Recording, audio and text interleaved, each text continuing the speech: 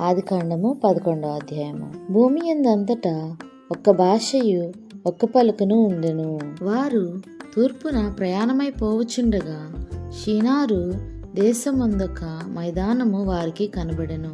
అక్కడ వారు నివసించి, మనము ఇటుకలు చేసి బాగుగా కాల్చుదము రండని ఒకనితో ఒకడు మాటలాడుకునిరి. రాళ్లకు ప్రతిగా ఇటుకలను, అడుసునకు ప్రతిగా మట్టికీలను వారికుండెను. మరియు వారు, మనము భూమి యందంతటా చెదిరిపోకుండా ఒక పట్టణమును, ఆకాశము నుండి శిఖరము గల ఒక గోపురమును కట్టుకొని పేరు సంపాదించుకుందుము రండని మాట్లాడుకొనగా, యెహోవా నరుల కుమారులు కట్టిన పట్టణమును, గోపురమును చూడ దిగివచ్చెను. అప్పుడు యెహోవా, ఇదిగో జనము ఒక్కటే, వారందరికి భాష ఒక్కటే, వారు ఈ పని ఆరంభించి ఉన్నారు. ఇక మీదట వారు చేయదలచు ఏ పని అయినను చేయకుండా వారికి ఆటంకమేమీ నుండదు. గనుక మనము దిగిపోయి వారిలో ఒకని మాట ఒకనికి తెలియకుండా అక్కడ వారి భాషను తారుమారు చేయదము రండని అనుకొనెను. అలాగూ యెహోవా అక్కడ నుండి భూమి యందంతటా వారిని చెదరగొట్టెను కనుక వారు ఆ పట్టణమును కట్టుట మానిరి. దానికి బాబేలు అను పేరు పెట్టిరి. ఎందుకనగా అక్కడ యెహోవా భూజనులందరి భాషను తారుమారు చేసెను. అక్కడ నుండి యెహోవా భూమి యందంతటా వారిని చెదరగొట్టెను. షేము వంశవాళి ఇది. షేము 100 ఏండ్లు గలవాడై జల ప్రవాహము గతించిన 2 ఏండ్లకు అర్పాక్షదును కనెను. షేము అర్పాక్షదును కనిన తరువాత 500 ఏండ్లు బ్రతికి కుమారులను కుమార్తెలను కనెను.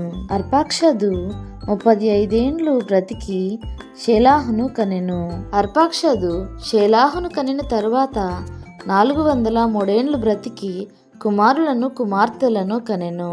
షేలాహు 30 ఏండ్లు బ్రతికి ఏబేరును కనెను. షేలాహు ఏబేరును కనిన తరువాత 403 ఏండ్లు బ్రతికి కుమారులను కుమార్తెలను కనెను.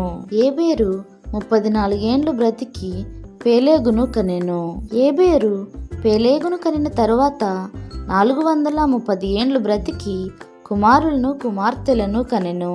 పేలేగు 30 ఏండ్లు బ్రతికి రాయును కనెను. పేలేగు రాయును కనిన తరువాత 290 ఏండ్లు బ్రతికి కుమారులను కుమార్తెలను కనెను. రాయు 32 ఏండ్లు బ్రతికి సేరూగును కనెను. రాయు సేరూగును కనిన తరువాత 207 ఏండ్లు బ్రతికి కుమారులను కుమార్తెలను కనెను. సేరూగు 30 ఏండ్లు బ్రతికి నాహోరును కనెను. సేరూగు నాహోరును కనిన తరువాత 200 ఏండ్లు బ్రతికి కుమారులను కుమార్తెలను కనెను.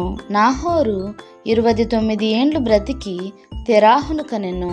నాహోరు తెరాహును కనిన తరువాత 119 ఏండ్లు బ్రతికి కుమారులను కుమార్తెలను కనెను.